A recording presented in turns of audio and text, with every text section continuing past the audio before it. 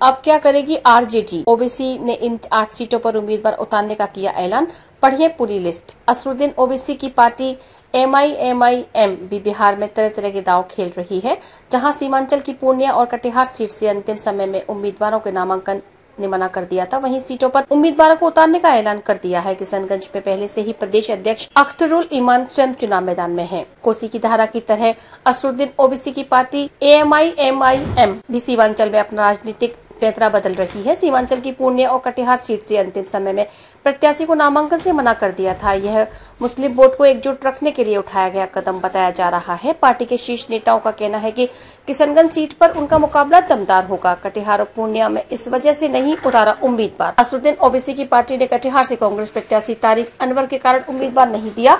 पूर्णिया में मुस्लिम हित की रक्षा का ख्याल रखने का समर्थन किया जाएगा। पार्टी के राष्ट्रीय प्रवक्ता आदिल हुसैन ने कहा कि यह बात पूरी तरह से बेबुनियाद है कि पार्टी सिर्फ किशनगंज से चुनाव लड़ेगी। अररिया लोकसभा सीट के लिए उम्मीदवार तय है, जल्द ही घोषणा होगी। उन्होंने बताया कि किशनगंज में प्रदेश अध्यक्ष अख्तरुल ईमान स्वयं चुनाव मैदान में है। 2019 के लोकसभा चुनाव में मात्र 65,000 वोटों से उन्हें पराजय का सामना करना पड़ा था। इस बार पार्टी उन कारणों की तलाश कर जीत को लेकर पूरी तरह से आश्वस्त है। प्रदेश अध्यक्ष अपने चुनाव से जैसे ही मुक्त होंगे, राज्य की अन्य सीटें अब सब कुछ स्पष्ट दिखने लगेगा।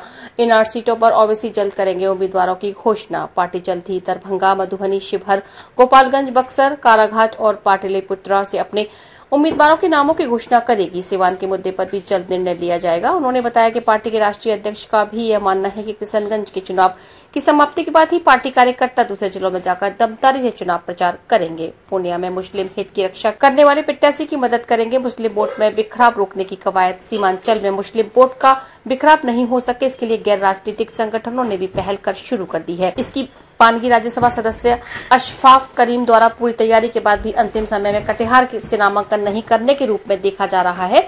वहीं कई प्रत्याशी के नाम वापसी की भी संभावना है। एआईएमआईएम के राष्ट्रीय प्रवक्ता आदिल हुसैन का कहना है कि वोटरों का मन मिजाज देखकर ही निर्णय लिया जा रहा है। पार्टी का एक ही उद्देश्य है कि समाज में सांप्रदायिकता का जहर घोलने वाली पार्टी को सत्ता में आने से रोका जाए। 26 अप्रैल के बाद जैसे ही किशनगंज का चुनाव समाप्त होगा, अन्य सीटों पर पार्टी की गतिविधियां दिखने लगेंगी।